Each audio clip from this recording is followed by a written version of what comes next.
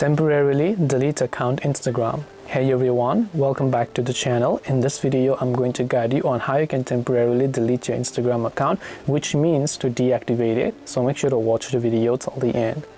In order to temporarily deactivate your Instagram account or delete it, open up Instagram. Tap the profile icon from the bottom right. Tap on the three lines option from the top right hand side. Then go to the option called Account Center. Then simply go to Personal Details. Then go to Account Ownership and Control, Deactivation or Deletion. Then make sure to select your Instagram account.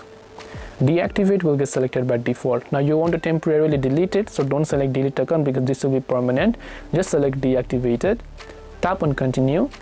Then after that, enter your password, tap on continue, and Instagram account will get deactivated until and unless you don't try to log in, it will not reactivate itself. So this way you can go ahead and then temporarily delete your Instagram account. In other words, to deactivate it. Hope this video was helpful. If you have got any questions, then feel free to also leave them down below. Thank you for watching till the very end and see you soon in the next video.